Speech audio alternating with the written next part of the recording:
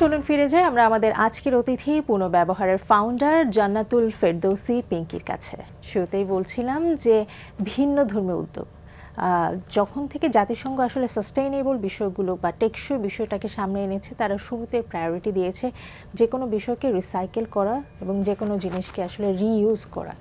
সেই বিষয়টাকে আপনারা একদমই ফিজিক্যালি কাজ করে যাচ্ছেন কিভাবে, মানে প্রথম কিভাবে মাথায় আইডিয়া আসলো, কিভাবে শুরু করলেন?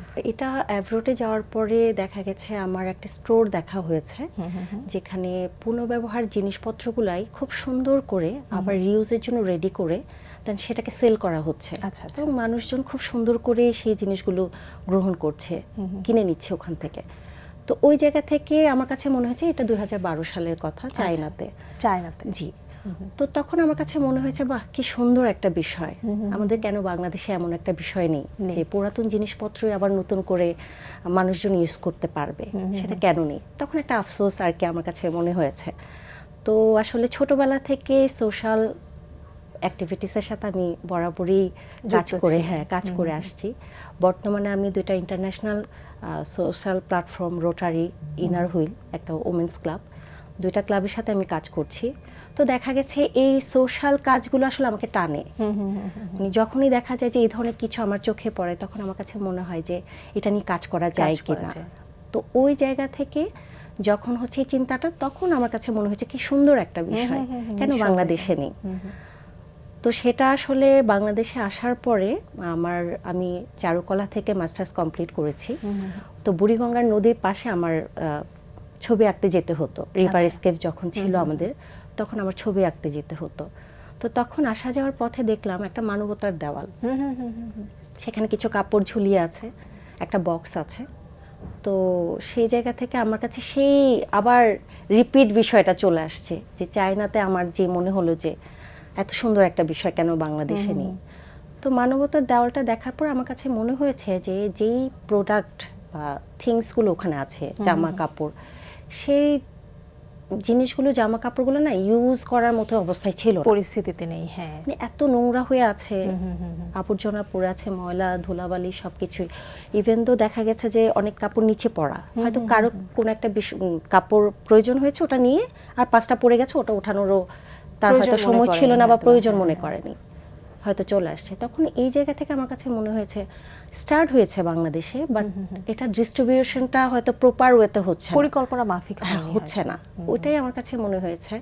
তারপরে আসলে প্রথমে ফ্যামিলিকে এটা আমি চিন্তাটা শেয়ার করি যে আমি এই এমন একটা কাজ করতে চাই যেটা মানুষের অব্যবহৃত প্রয়োজনীয় জিনিসগুলোকে আমি কালেক্ট করে সেটাকে রিউজের জন্য রেডি করে সেটাকে আমি মানে সব স্তরের মানুষের কাছে সেটা ডিস্ট্রিবিউট করতে চাই খুব সুন্দর ওয়েতে। সেটা কিভাবে পসিবল? এই আসলে গল্পটা তো অনেক বড়, প্রতিদিন একটু একটু একটু একটু চিন্তা থেকেই সেটা বাস্তবায়ন হয়ে গেল। ফ্যামিলি থেকে স্টার্ট হয়ে গেল, মানে বাস্তবায়িতটা হয়েছিল কত সালের দিকে? 2023।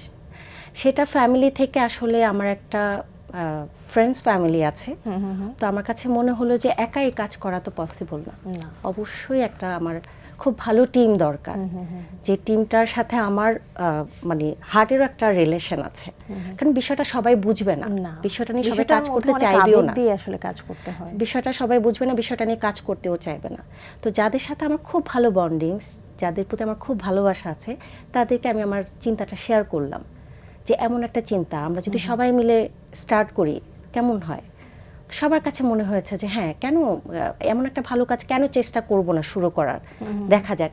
অনেক চ্যালেঞ্জ ছিল আসলে কাজ করার সময়, অনেক কিছুই আমাদের চ্যালেঞ্জ পার করতে হয়েছে, ক্রাইসিস টাইম, মানে অনেক কিছুই আমাদের সম্মুখীন হতে হয়েছে। কিন্তু তারপর আল্লাহর রহমতে আসলে দেখা গেছে ভালো কাজের জন্য আসলে দেশের মানুষ, আমার কাছে যতটুকু মনে হয়েছে, তারা খুব সহযোগিতা করার চেষ্টা করে সব, মানে সারা আপনি শুরু থেকেই পেয়েছেন একদম। মানে এটাতে না আমার কোনো ধরনের আসলে প্রবলেম হয়নি।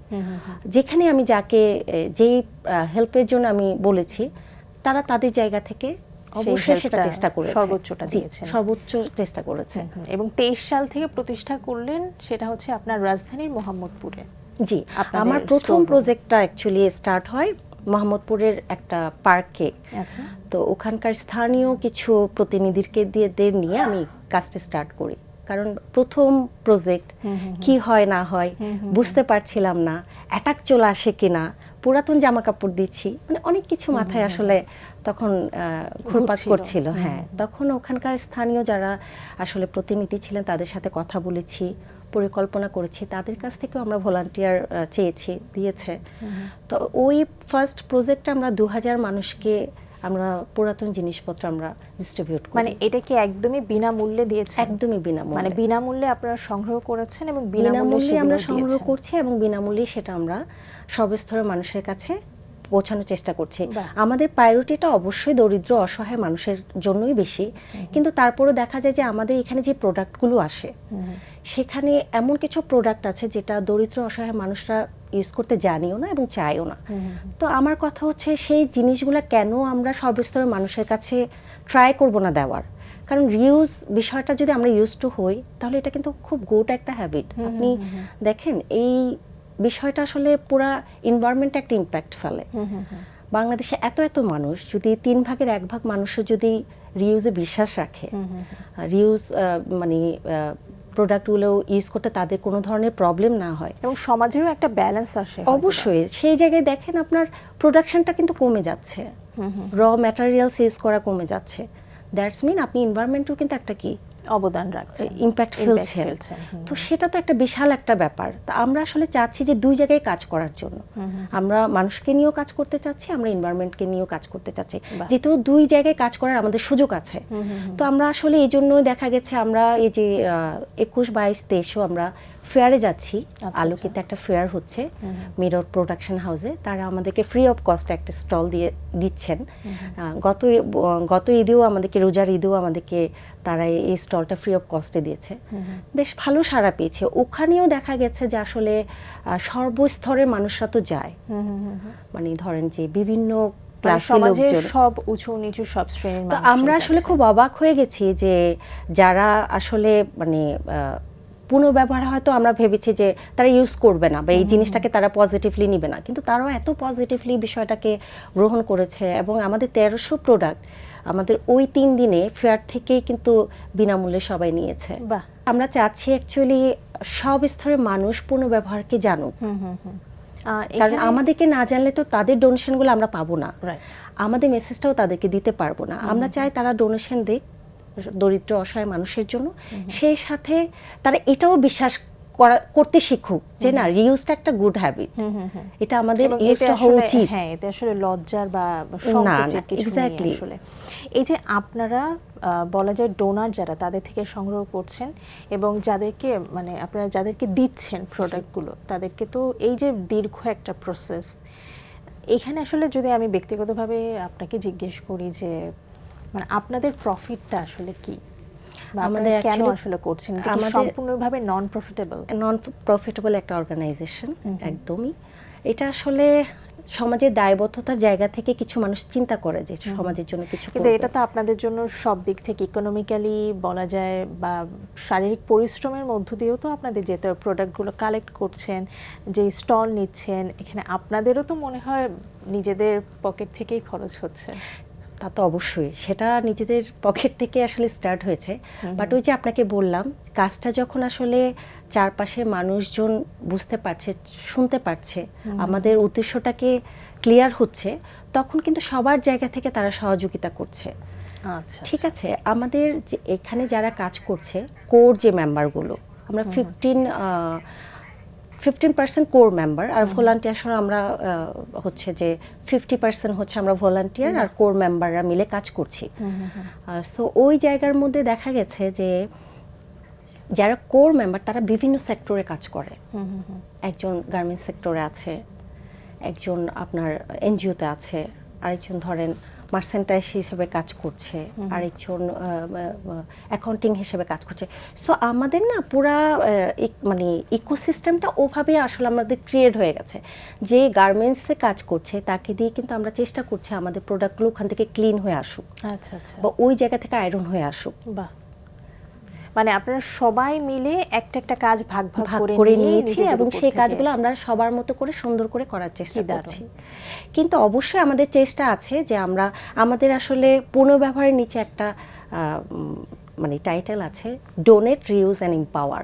মানে ডোনেট করবে সেটাকে রিউজের জন্য আমরা রেডি করব, এম্পাওয়ার আমরা তৈরি করব, হয়তো সেটা আমরা আরও কিছুদিন পরে স্টার্ট করবো। এখানে যাতে কাজের একটা কর্ম জায়গা সৃষ্টি হয়, যারা আয়রন করবে, আমরা তো আর সবসময় আমরা বাইরে থেকে কাজ করে নিয়ে আসতে পারবো না, হয়তো এখন করছি, বাট যখন আমরা আরো বড় হব, যখন আমাদেরকে আরো পরিচিত সবাই চিনবে, তখন আমাদের প্রোডাক্টগুলো কিন্তু আরো হিউজ পরিমাণে আসা স্টার্ট করবে, তখন আমরা কিন্তু এইভাবে কাজ করতে পারবো না। তখন আপনাদের টিমও বড় হবে, আপনাদের প্ল্যানিংটাও হয়তো এক্স্যাক্টলি। আমরা চাই যে আমাদের একটা প্ল্যাটফর্ম ক্রিয়েট হয়ে যাক, যেখানে আমরা লোকজনদেরকে কাজও করাবো, তাদের একটা কর্ম মানে সংস্থান হয়ে যাবে।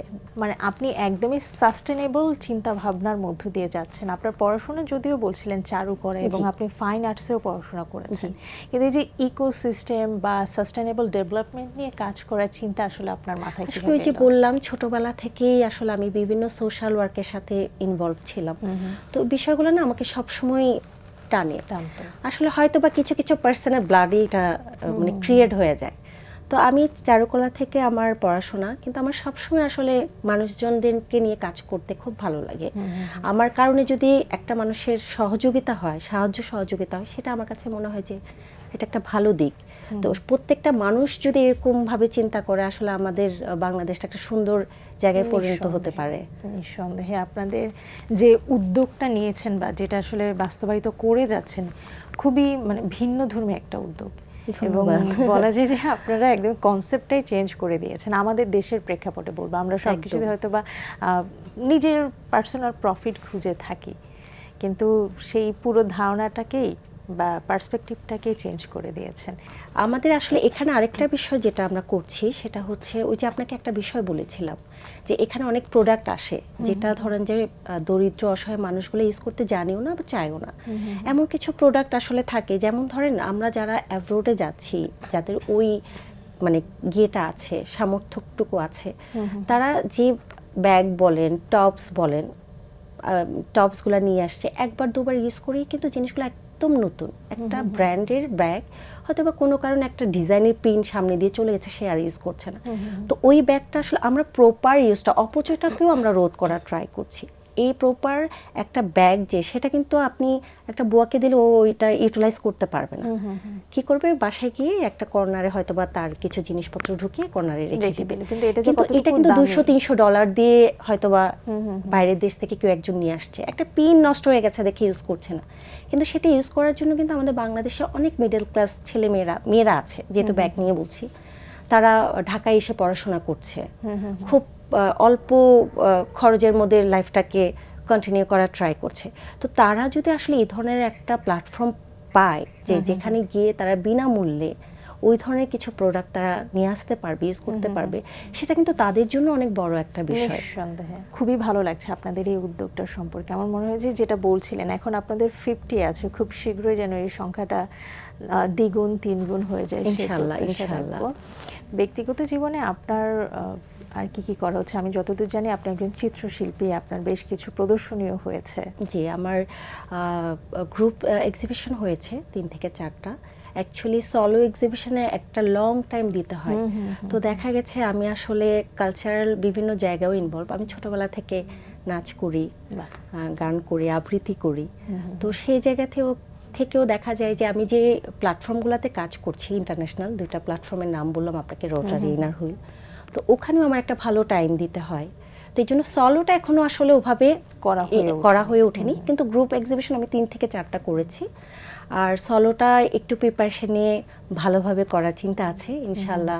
সেটা আসলে চাচ্ছি যে আমারও একটা এইজ ক্রিয়েট হোক, যাতে মানুষ সেটা পেন্টিংটা সেভাবেই নেয়। ওই জন্য একটু টাইম নিচ্ছি, কাজও করছি। একটা সলো এক্সিবিশন অ্যাকচুয়ালি দেখা যায় যে 100 থেকে 150 পেইন্টিং দরকার হয় সলোতে। তো সেই জায়গায় হয়তো বা আমার 30টা রেডি হয়েছে, হয়তো বা এখনো সেই সময়টা ওখানে 30টা আমি রেডি করেছি, আমার হয়তো বা আরো কিছু কাজ করতে হবে। বিশেষভাবে ধন্যবাদ জানাতে চাই আমাদের সবার পক্ষ থেকে এত দারুণ একটা উদ্যোগকে বাংলাদেশে আনার জন্য, পরিচয় করিয়ে দেওয়ার জন্য। অনেক শুভকামনা আপনাদের। আপনাকেও ধন্যবাদ, বাংলা ভিশনকেও ধন্যবাদ। আসলে আমাদের প্রকাশটা খুব দরকার। আমাদেরকে যত মানুষ আসলে পুনঃব্যবহারকে চিনবে, পুনঃব্যবহারের কার্যক্রম সম্পর্কে জানবে, ততটাই আমরা সামনের দিকে এগিয়ে যেতে পারবো। সো সেই জন্য আপনাকে, বাংলা ভিশনকে অসংখ্য ধন্যবাদ যে আমাকে আসলে আপনাদের প্রোগ্রামে আমন্ত্রণ করার জন্য।